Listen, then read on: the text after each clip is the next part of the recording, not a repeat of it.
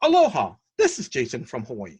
Welcome to a special edition of the Comics for Fun and Profit podcast. In this episode, I will be interviewing writers Mark Russell and Bryce Ingman and artist Peter Krause.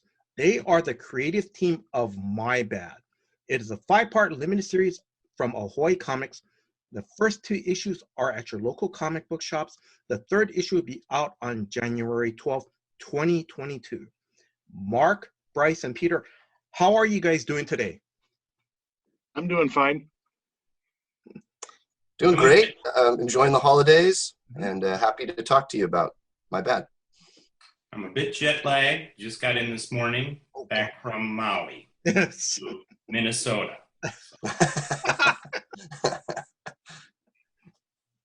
Mark, how are you doing? I'm doing good. I'm busy at the end of the year, but it's a good problem to have. Okay.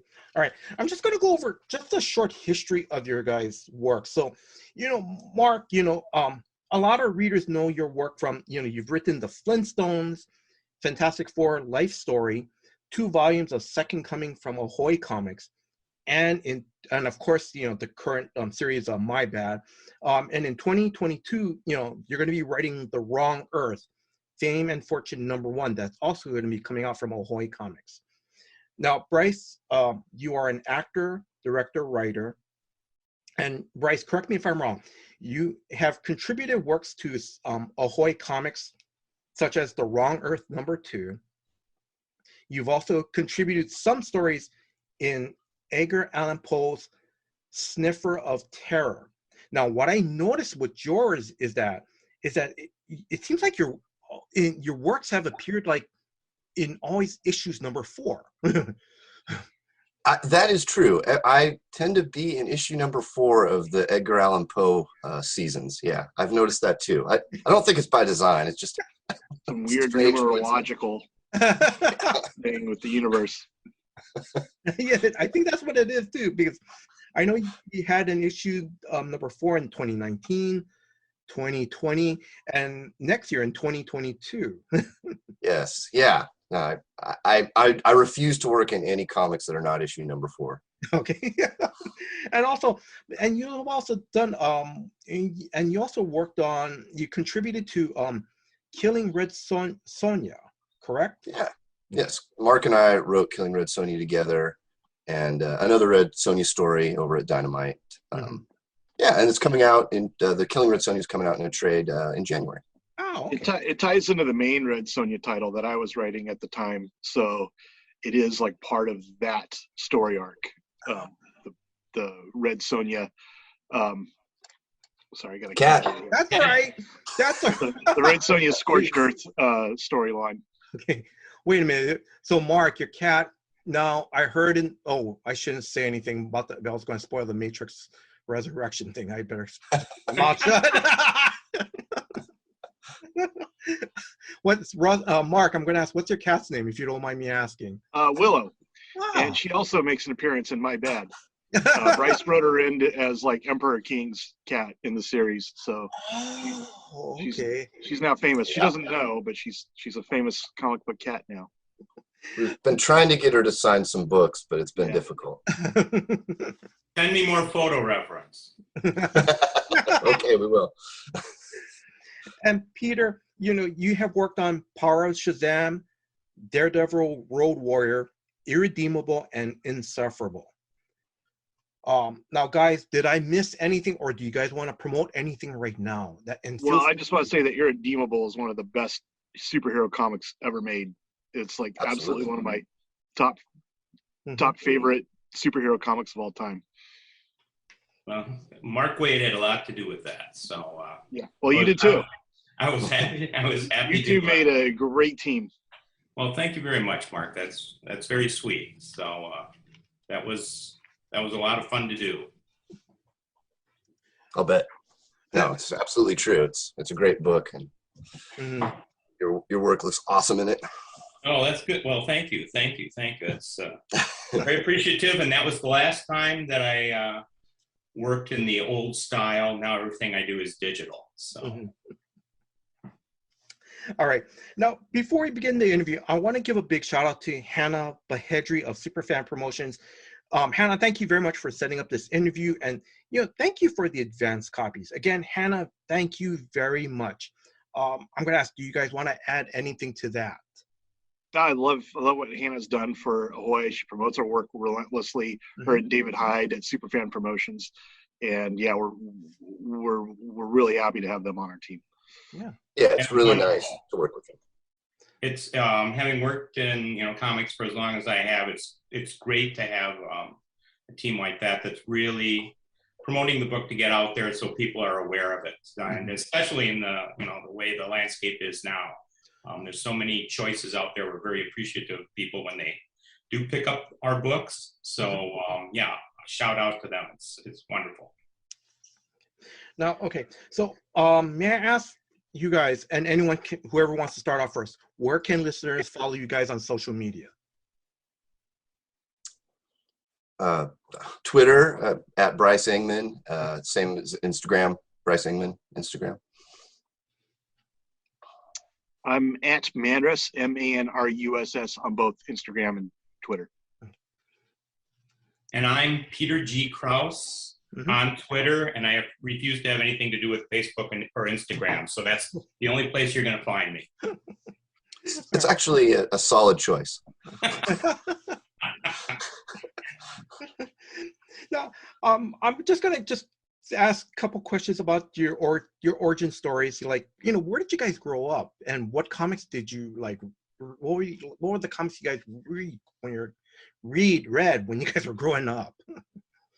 Well, I didn't read a lot of comics growing up. I was mostly a Mad Magazine guy, but most of the comics I did end up reading were ones that Bryce gave me. Bryce was the huge comic fan, and he turned me on to things like V for Vendetta or Martha Washington Goes to War, Sandman. So he was probably my biggest influence in terms of what comics I read and still enjoy. Yeah, Mark and I both grew up in Eugene, Oregon, and met in school there. And I've been reading comics as long as I can remember. My mother says that we didn't have enough money for toys and stuff a lot when I was a kid. So if she wanted to get me something, a 15-cent or 20-cent comic book, dating myself a little bit, but was what she could afford. Yeah. And so I started out with the Richie Rich and Casper the Ghost and stuff, and quickly moved into Marvel and DC.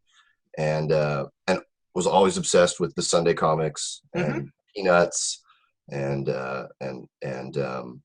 yeah, it's been a part of my life my whole life. I think I'm healthier with comic books than I was when I was a kid. I was fairly obsessed as a young person about comic books. It was like the number one thing that I cared about. That's not a bad thing. Yeah. As for me, when I was small, well, first of all, I love to draw ever since I was little. My folks have pictures of me curled up on the couch. I'm, the oldest of 5 kids. And so, I was used to being by myself, drawing with the old magic slates. And now I'm really dating myself. I don't know how many people remember those. So Peanuts was kind of my introduction to, sequential art storytelling. I drew those Peanuts characters over and over and over again. And I remember 12-cent comics, Bryce, so I'm going to date myself even a little bit more than you. I'd get a quarter for allowance, and I could buy 2 comics and have a penny left over for a piece of gum. So we actually had a corner drugstore that had spinner rack. So it was definitely that kind of idyllic introduction to American comic books. And the first titles that I remember buying on kind of a regular basis, again, dating myself, World's Finest. I thought, man, I can get Batman and Superman in the same comic. What can be better than that?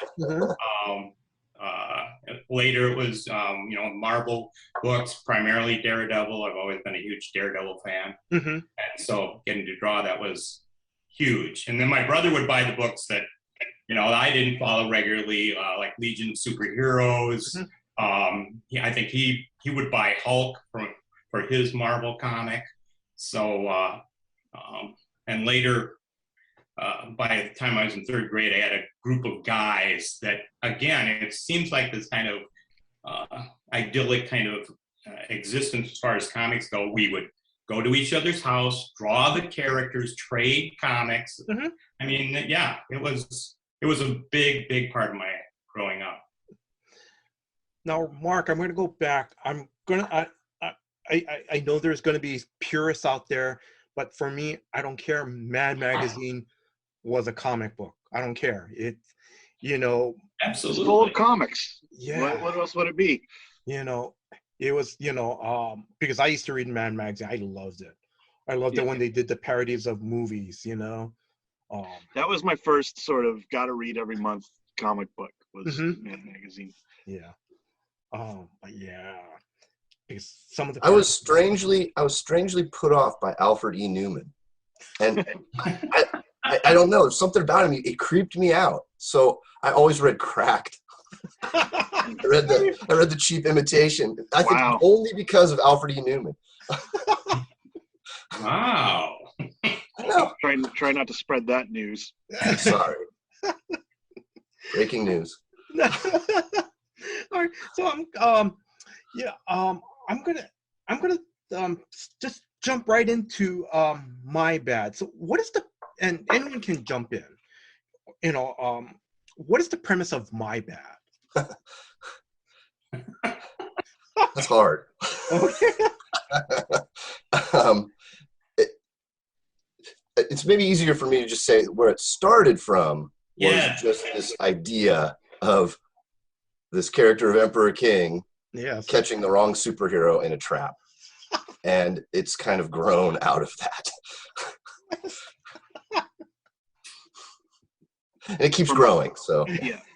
For my part, it's become kind of like I originally pitched the idea of superhero being sent a salad shooter for their birthday as a Batman comic when they were doing the Batman Catwoman marriage. I pitched it to DC as like, what if they got a wedding present from the Joker, and it was like a salad shooter, and then it just tweaked Bruce Wayne's mind, because then he's like, well, does this mean the Joker knows my true identity? And he's stressing out over getting a salad shooter from the Joker.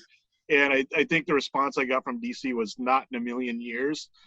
So in a way, that was kind of my inspiration behind what I put into my half of My Bad, was like all my not in a million years responses, like villains that other companies would never let me use, or that storyline just sort of like became like the file that I drew upon to write my half of My Bad.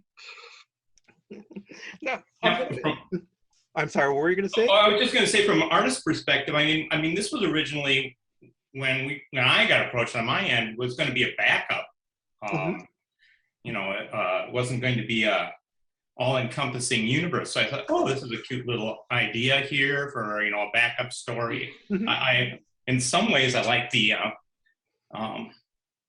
modesty of it, but it's grown into this monster. So.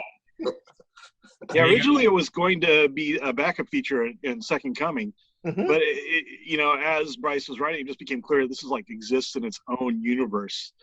Yes, and it seemed really liberating to me that this is a comic book universe that exists in its own sort of purgatory, like where all the characters who could never find a home in the other comic book universe sort of like wind up. And I thought, this is like, he's really onto something here. So we turned it into its own series instead. Yeah, it's a spoof in some ways, but it's a very loving celebration of these tropes, I would say, more than anything.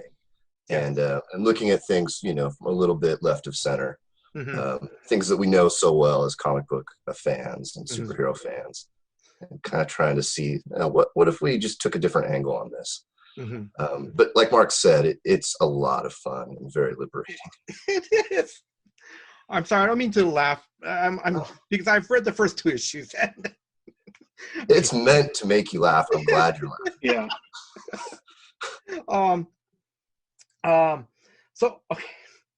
Actually, I'm going off the cuff here, Mark. So first off, because you said you pitched the idea to DC about what if the Joker sent Bruce Wayne a salad maker. How did you? And the chandelier is obviously based on Batman. How did you come up with the chandelier? Why not?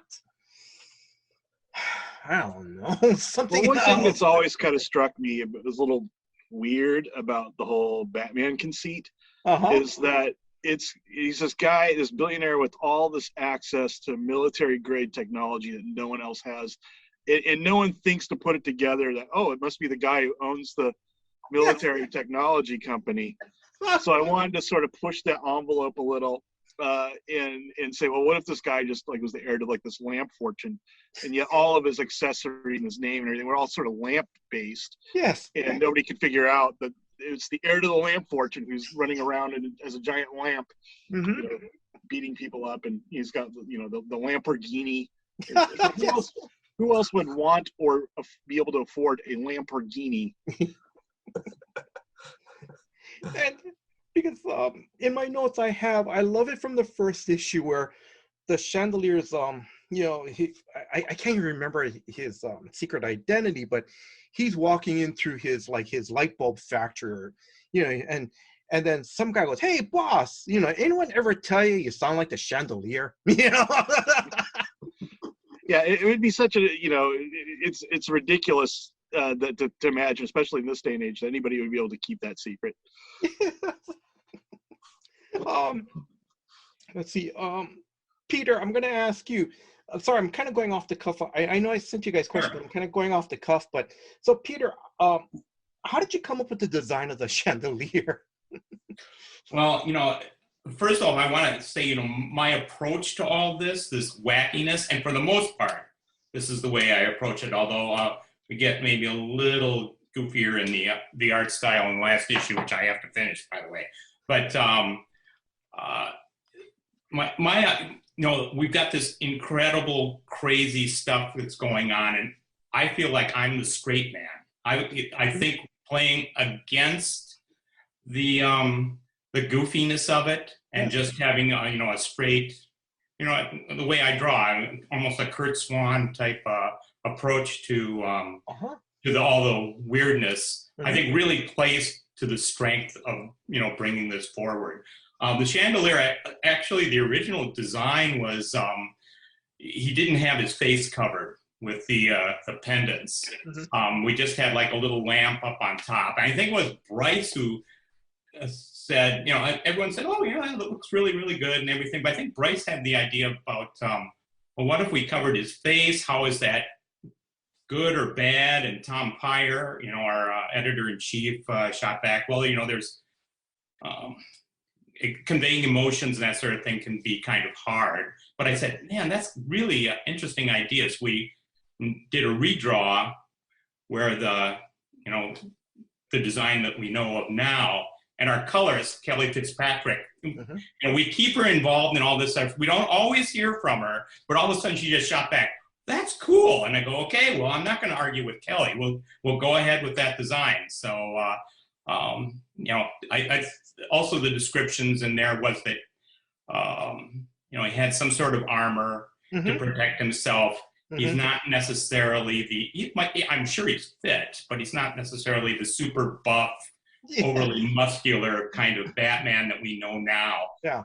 So yeah, all those things enter into it. It's been really fun, very liberating to play with all this goofiness.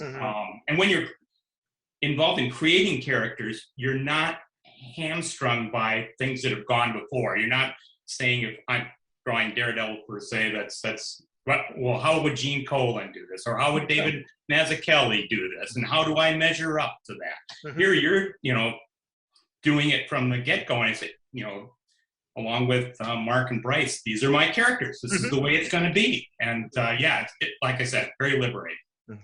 And Peter's instinct of like being the straight man and playing this as artistically as a serious superhero comic is dead on. I think it makes it ironically funnier.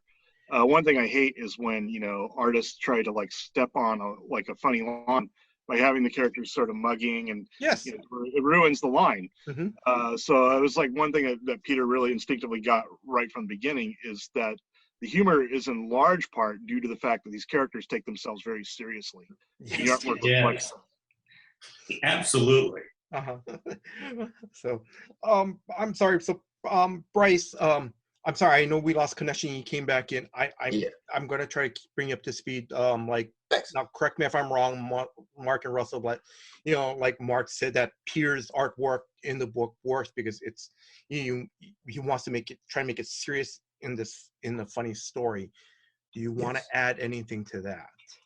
Yeah, that's kind of what I meant by it's not entirely a spoof, because we're taking these characters seriously on a certain level. Yes. And treating them with respect, I think, on a certain level, even though they're all messed up individuals with with issues, I think is a nice way to say it.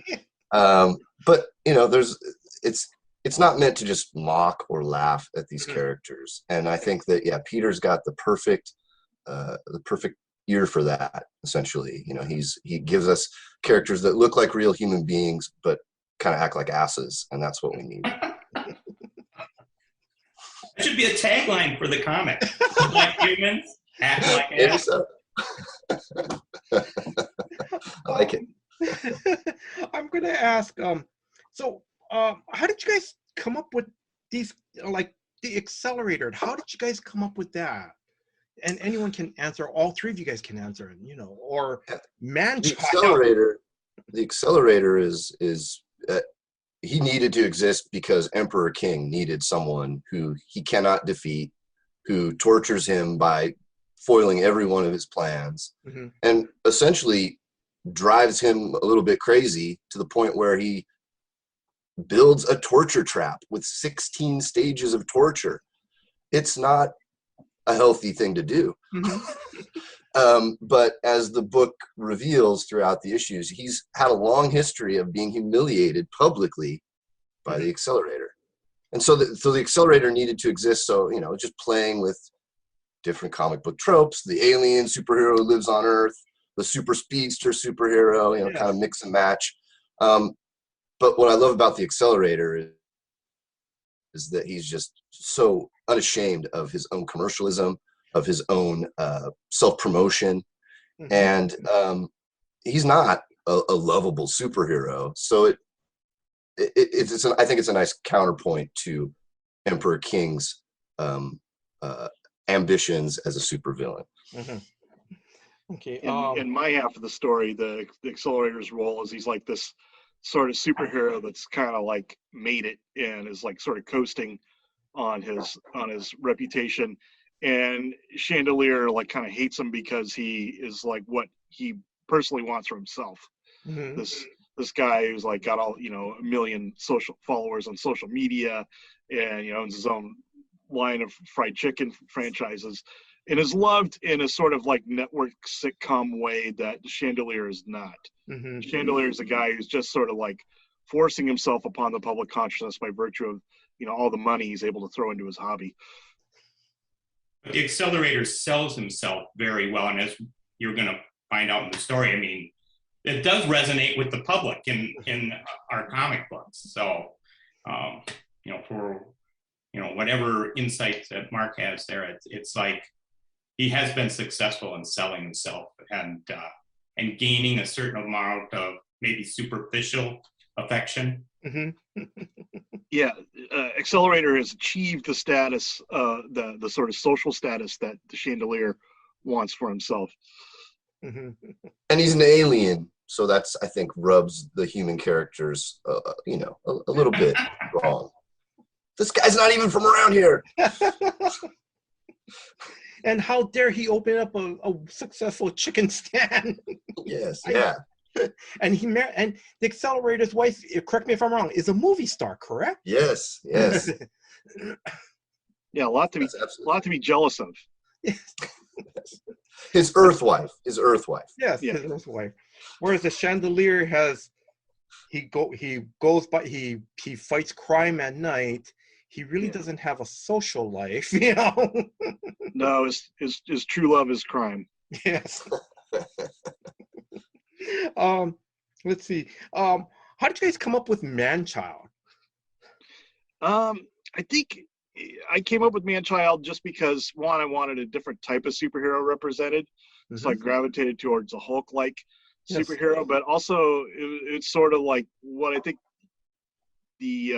what the Chandelier is kind of about is, a lot of ways, sort of toxic masculinity.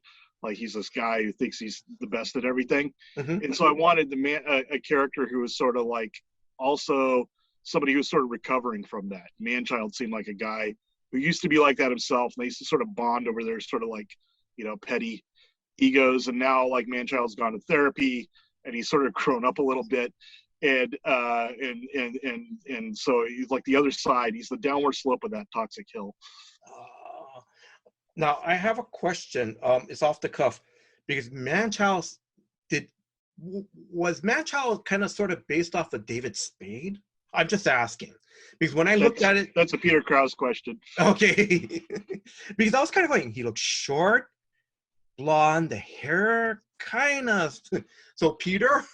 Yeah, well, David Spade. I mean, I'd love to say that was the inspiration.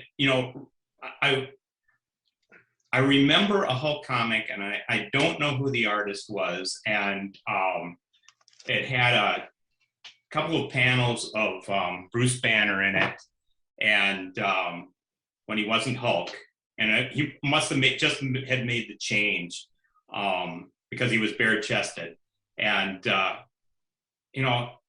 he had a body that I would kill for. This is Bruce Banner, and I understand that from a comic book's perspective. You're drawing in tight deadlines, and you've got a kind of base anatomy that you fall back on a lot. And so when they presented me the opportunity to do the Man-Child character, I said, when he is not in his mad state, he is going to be small and super skinny and with a big head. And the scene where we have the first kind of meeting between Winthrop, our Chandelier alter ego, and Man-Child, and they hug. I wanted that to be, there's a huge extreme here, and I was so happy with how that panel turned out. So the David Spade stuff is, that's great. I see where you're coming from. But I would say that I kind of lucked into that. One thing, my one note to Peter about Man-Child is I want him to wear like this really oversized clothing, like t-shirts that are 2 or 3 sizes too big, these giant balloon-like shorts, so that when he grows into like the Hulk-like figure, it fits.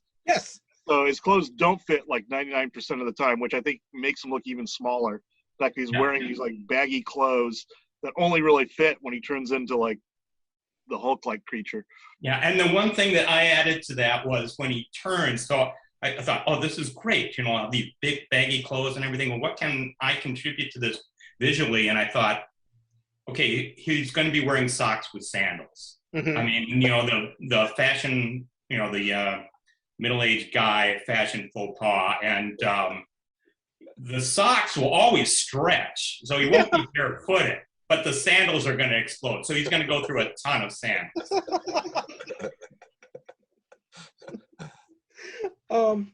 Okay, one last one. I'm going to add character. So supervillain Emperor King. How did you guys come up with that? I wanted to create a villain that kind of represents all those rich super scientist villains, but then take the super scientist part out. So he's just, he's going to have to pay people to make his torture trap, essentially, and things like that.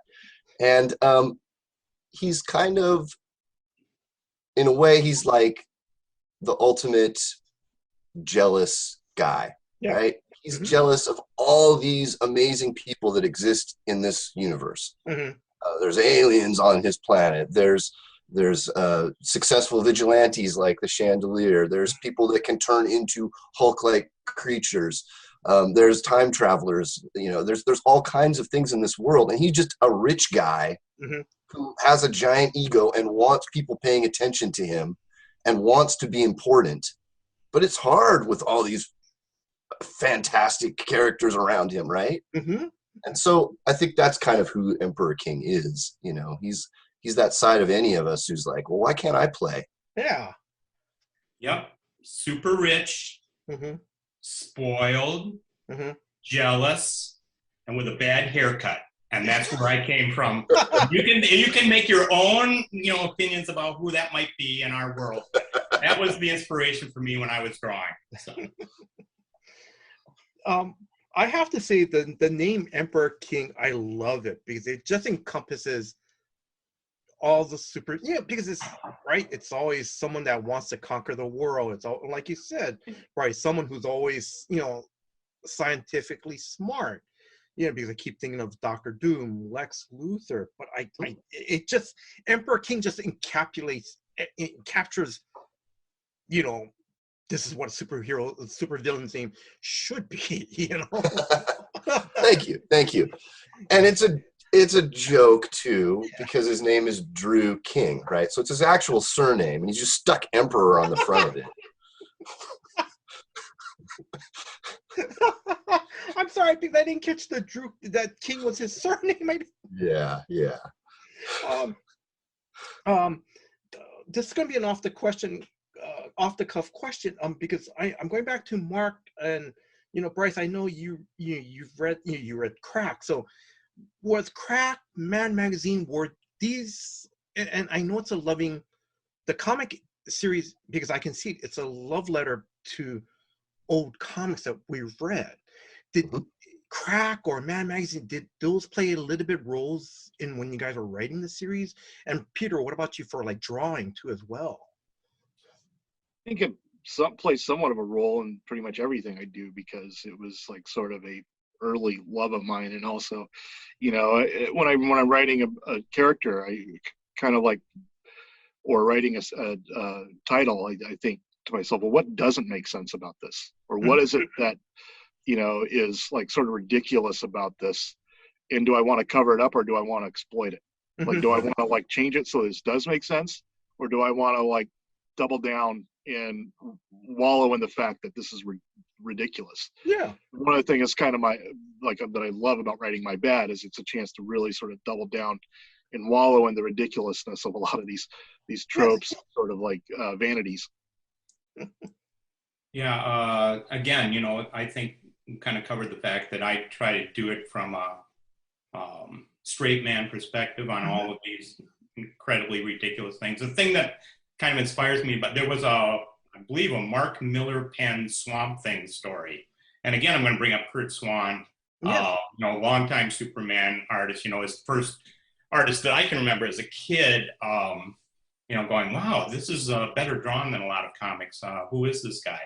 But Kurt, with his very straight-laced Superman style, did a Swamp Thing with this crazy Mark Miller pen story, if I remember correctly, and it just completely blew me away. Just, that, again, playing against this outlandish script with this very straightforward art style, I thought, wow, this is really effective. So somewhere in the back of my mind, I just logged that, and that's when what I'm trying to do with the ridiculousness of some of these characters.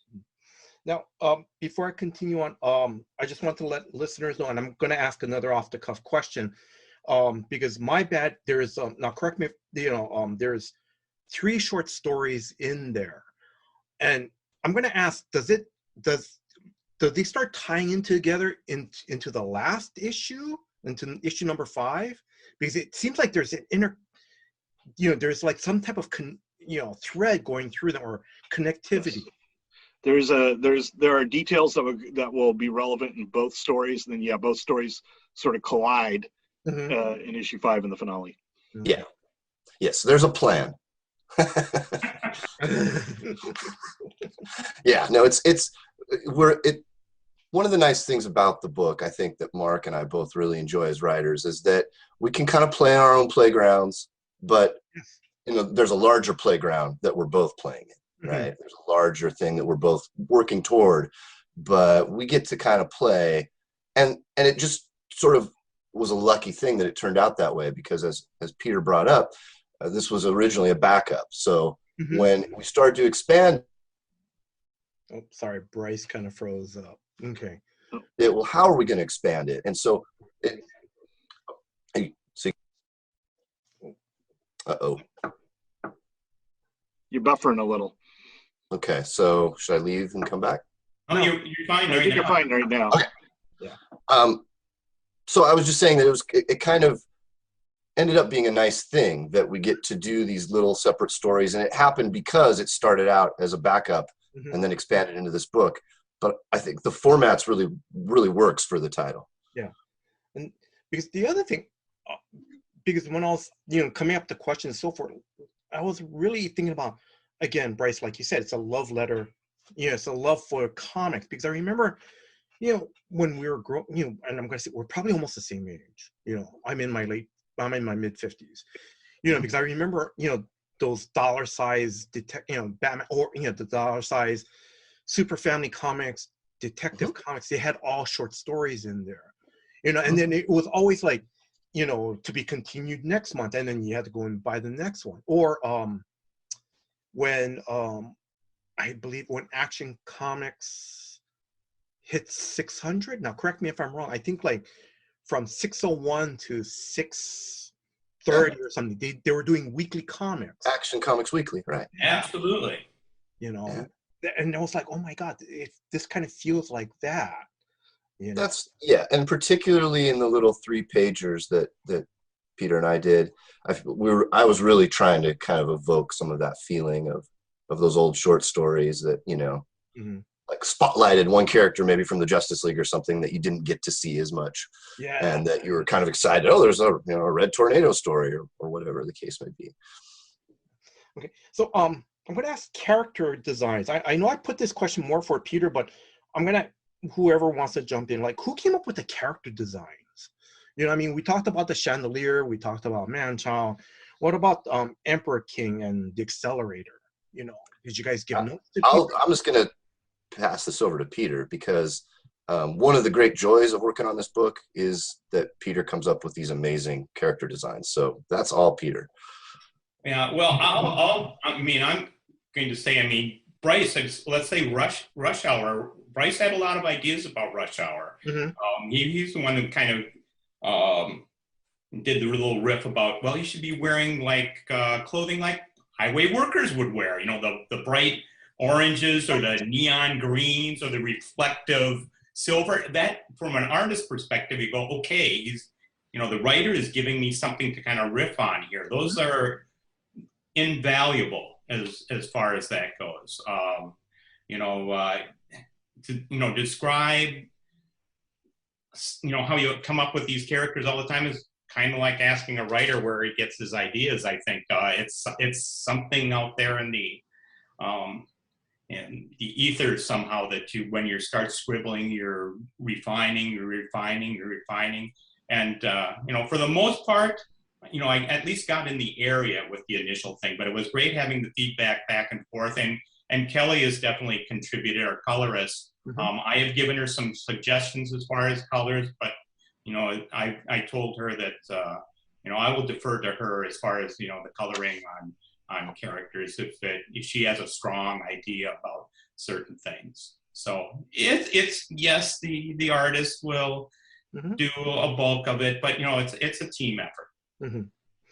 Now, I know you mentioned Kelly, the colorist. You gave her a shout out. Is there anyone, for any of you guys, is there anyone else you guys want to give a shout out on as who else contributed to the comic? Well, I think I want to give a shout out to Tom Pyre, because he's kind of the one who initially had the idea to turn this into a series, the editor. And he's been also really generous in letting us sort of throw out all the normal extras they put in, the house ads, and sort of take over the extras as well. So we can turn it into like sort of its own literally its own comic book universe, where it has ads for things that don't exist or little fruit pie ads that you would see in the old spinner rack comics starring the characters of this series. I've never had this experience before working in a comic where a editor was willing to give you like complete creative control, not only over your story but over everything that appears in the comic. Absolutely. I'm going to give it, I would not be working for Ahoy if it wasn't for Tom. So that's, I knew him back in the DC days. But he's the one who's gotten me roped into this crazy company and doing all these fun projects. And so, yeah, and Tom's just been great. He knows, it's the ideal of, hire people are going to do a good job and let them go wild. And he also was nice enough. I asked him, would you be willing to do a Stan soapbox kind of thing for the book? And Tom's amazing at that. Tom's toolbox is really hilarious. Because I love it. Mark, when you said about the biggest price, like you said, the Tom's toolbox is like, that's the first thing I remember was, Stan's soapbox. Mark, when you mentioned about the hostess pies, ads, I remember those, and those are great. And then the other thing, like I said, those are really great. They're really fun. It's really fun to do those, those fake ads and stuff like that. Issue 3, we've got a Saturday morning cartoon one, and Joe Orsak, that's another name. He's been drawing a lot of those extras for us. Joe's doing a really nice job. He's been doing the fruit pie ads. But you know what? I think it was in issue 1. The one I love was there was one of those. They had one of those. You guys had a page where it was like one of those ads where, in those old comics, you would see like I think there was like 6 ads in, I think, on that one page. The old toy ads page. Yeah. Of like where they would sell sea monkeys and X-ray specs and stuff. Yeah, like learn karate and by reading a book, Yeah, right. Those are hilarious. I just couldn't read them without laughing. That's pure Mark Russell right there. He drew those and wrote those, and that's my debut as a comic book artist. I love it. I didn't even realize you drew those. That turtleneck one was so funny. That was my favorite. But I love the sea monkey one where it's like I think the male sea monkey is covering him. They're all fig leafing. Yeah. Like their tails and stuff are sort of discreetly covering their genital areas. Yeah. I like that. One thing I noticed when I looked at like an old sea monkey ad for reference, it's like, oh, they really did. I didn't notice it when I was a kid, but they're really doing some serious fig leaping in this sea monkey ad. I like the classic, the classy dog cigarettes too. God, I can't remember. Okay, but I got to look back through that one. It's called like French Pet, I think. It was French Pet. Yes. Cigarettes for dogs. Oh, that's right. No, that's right. Let's see. I'm going to continue on. In issue 1, by Scott Morris, Bad Libs. How did you guys come up with that one? Or who came up with that? Scott did.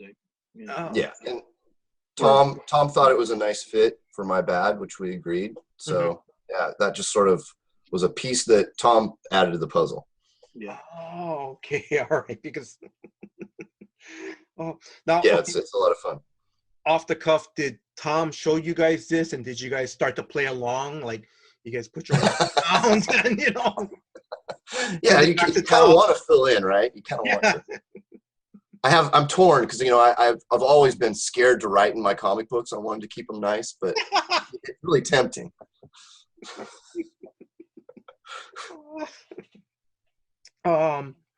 Let's see.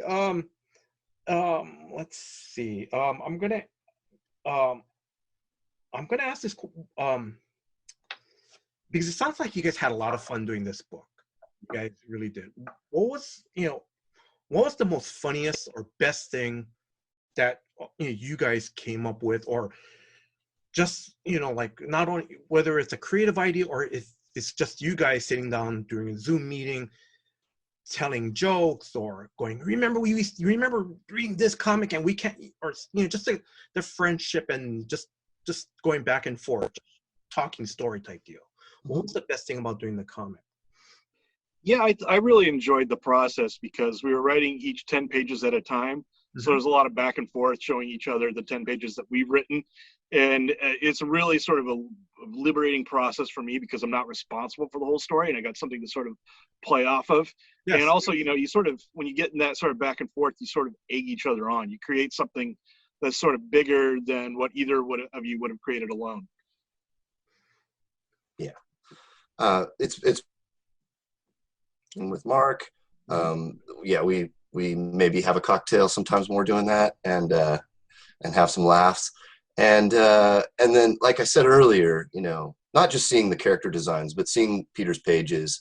I'm still new enough in this industry that it's very exciting for me when I get to see Peter's work, and it's always exciting and surprising, but just what the book needs. So, yeah, I mean, I know it's a little bit generic, but I just seeing the pages is a lot of fun. Yeah, it never gets old, especially when you're working with someone like Peter, when you just know it's going to be good, and you're not like, you don't have that like undertone of dread that you do sometimes. You're like, oh boy, is this going to go off the rails? Where you're confident it's going to be good. It's always fun. It's always Christmas morning when you get artwork. For instance, there's a character that is going to debut in issue 5 that Peter recently was sending us his character designs for. And I started laughing out loud when I saw him. It's a lot of fun. The book is fun to read, hopefully, but it's definitely fun to make. Oh, you guys are really sweet. Can you guys just give me Zoom calls every week to kind of boost my ego here? Well, we can afford to be because we don't have any. We're not paying you, so we can afford to say whatever we want. Yeah, I have to admit that I'm still working on 5. 5 is really the culmination. I mean, I'm glad we've got long deadlines. I've been goofing off way too much this month, so I got to crack the whip. But I'm really taking my time I want to nail the landing on this. We got a lot going on at with the final issue. And I want to make it work really, really well. It's to have these things all come together. I think the readers will be very happy with the way the last issue works. You'll obviously see the love and the amount of work that goes into it, because there's a lot going on. And that's the other thing about this book. I think there's sometimes, as an artist, the writer gives you a lot and the artist works as a certain kind of editor. And with this book, I want to give everything there and throw in little things of mine. I think that's part of the DNA of this book is the little puns, the little asides, the backgrounds, all that sort of stuff. There's a lot going on. So it's goofy fun. It is. Did you guys drive each other crazy by saying "my bad" while working on this book? Like Mark would go, "Hey Peter, Chandelier, he's got too much stuff," and Peter would go, "Oh, my bad." I'm naturally unapologetic, so I never had to say it myself. It's made me notice how often people say "my bad." And I'm kind of just treating every time I hear someone say "my bad" as a mention of our book. There we go. I like that attitude. One question I wanted to ask you guys.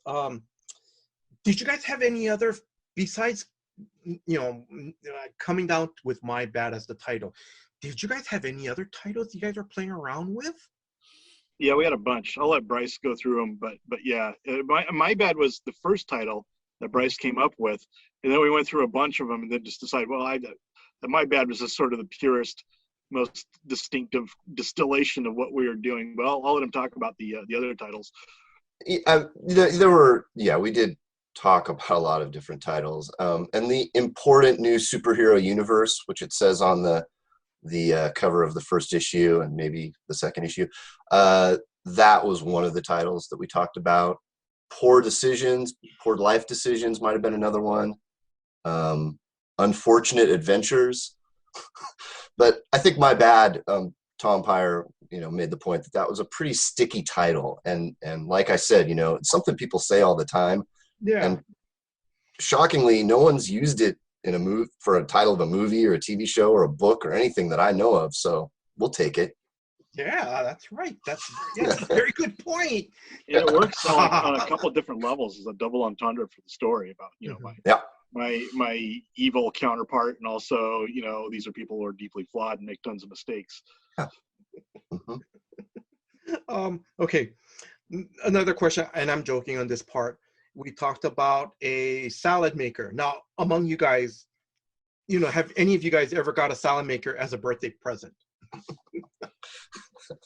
I bought my wife a salad shooter.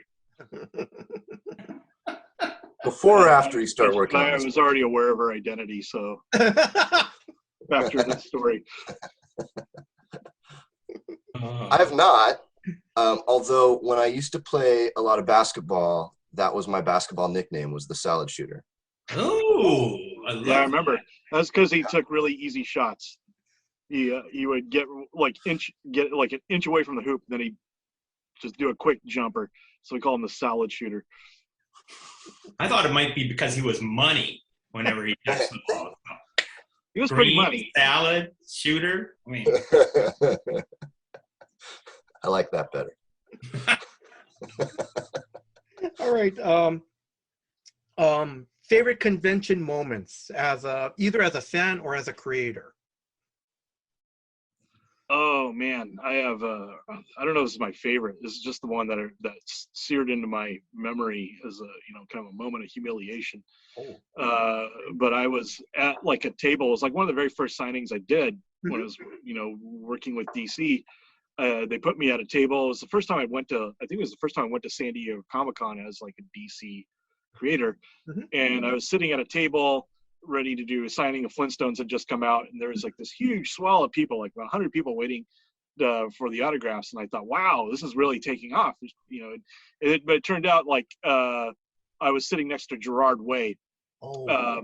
And so like the DC handler came over and said, oh, we created a special line for you. And I was like, okay, thanks. So they created this little side line for me. And like they opened up the lines, and like 3 people came into my line, and I signed them. I was done signing in like 30 seconds. And then everybody else was there to get Gerard Way to sign like a bobblehead or to sign like a copy of Umbrella Academy or one of his My Chemical Romance albums. And I was just sitting there like I was a security or thing, It was just like humiliating. I was just sitting there, I felt like I should have offered him a water. And it was just like, it's one of those memories where it's just like, and I think this is sort of like what the sort of spirit that imbues like My Bad, sort of like the proximity to competence, proximity to fame. oh man. Go ahead, Bryce. I'm going to just say that as a fan, the first time I went to San Diego Comic-Con was kind of blew my mind. As someone who'd been reading comic books all my life and didn't go to Comic-Con until I was 40, seeing all those people that love comic books and all that cosplay all together in one place, like a little city of comic book people, was like kind of an amazing emotional experience for someone who'd been reading comics and hanging out in comic book shops his whole life. Yeah, if you're asking a favorite moment, boy, hard to distinguish really. I mean, I agree with Bryce. I mean, that first time you go to a major show, first time that I went to San Diego Con, and that's when, as a, relatively older guy. At that point, I was in my late 20s, and my wife and I had gotten married. She was pretty well established in her career, and I said, there's something I always wanted to do, and I quit my other job with the idea of somehow becoming a comic book artist. So going to those initial shows like San Diego Con when it was still in downtown San Diego, and you could walk right up to someone like Mobius or Archie Goodwin, and there would be no lines. It's insane to even think about now with the way that show has grown. As a pro, yes, I've had some of those Mark Russell experiences, but when you're next to I don't want them to become known as Mark Russell experiences. Okay, you better edit that out too. But I think some of the things is like, again, when getting to meet some of the people just by going to those shows and getting your foot into the business, the people that I grew up and getting introduced to, whether it's Kurt Swan or Gil Kane or Archie Goodwin. Once went out to dinner with Mike Carlin and Denny O'Neil and Archie Goodwin, and I can't remember a damn thing about what we talked about, but I was just kind of like in awe the whole night. So, you know, those type of things are just, you know, it brings out the fan kid in me that, wow, these are real people. And you know, Bernie Wrightson, I got introduced to Bernie, and yeah, it's just like, as a fan, you're just kind of blown away. So it's to be just in that, you know, in that universe to some extent, whether it's on the periphery or whatever, and finding someone like that and they accept you, just oh yeah, you're part of this bigger world. It's, you know, it's really, really cool. It's those are the things that really stick with me. I'm going to slowly start wrapping things up. This question is for Mark and Bryce. Have you and your family been to Hawaii? No, I'm ashamed to say it, but I've never been to Hawaii before, but I'd love to go. Yeah. I used to say that New York City was the place that I hadn't been that I wanted to go the most, and I've been there. And so I think now the place in the United States that I want to visit the most is Hawaii. So hopefully soon. Peter, how was your trip to Maui? Well, it was great.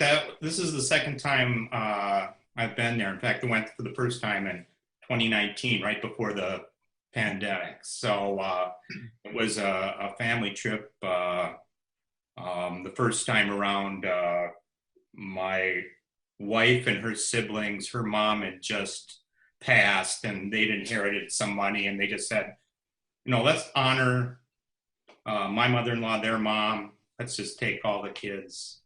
And it was magical.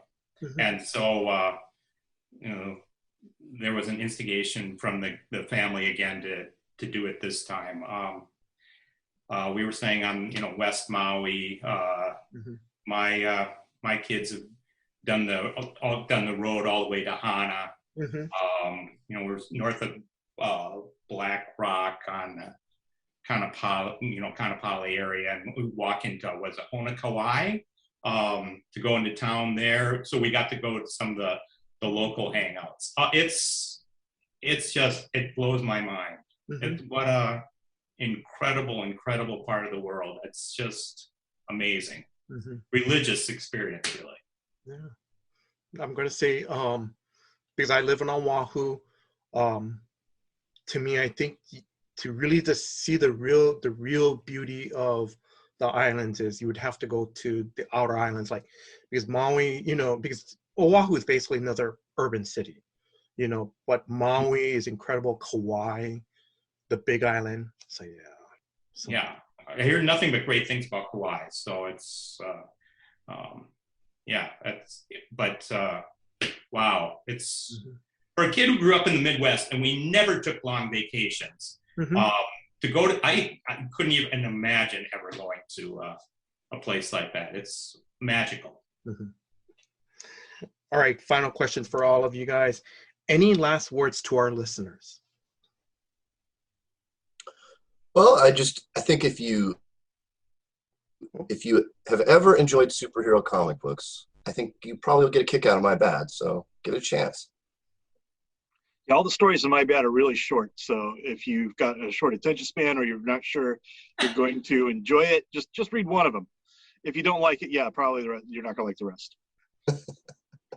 If you want to have some fun and actually read a book that might make you giggle out loud, I think you'll enjoy My Bad. All right. So Mark, Bryce, and Peter, I want to wish you guys all the success with the comic book series My Bad. Listeners, if you guys get a chance, the first 2 issues are out. The 3rd issue is going to be coming out on January 12th. Please check it out.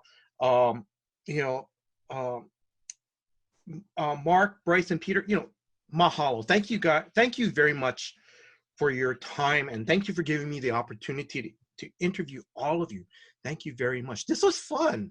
Yeah, thanks, Jason. This is a lot of fun. No, thank you very much. Thank you, Yeah. Jake. No, thank you. Thank you, Jason. It was a really good time. Absolutely. And I also want to thank Hannah of Superfan Promotions for help setting up this interview. So Hannah, thank you very much.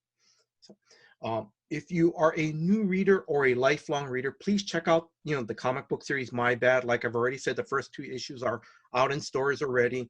Issue 3 is going to come out on January 12th. I want to thank Drew, the co-host of Comics for Fun and Profit, for putting this episode together. Drew, thank you very much for all your hard work behind the scenes. And if you are a new listener to the show, please check out new episodes of Comics for Fun and Profit that comes out every Saturday. And finally, I want to thank you, the listeners. Thank you very much for your time. Thank you for listening to this episode. Until next time, guys, aloha.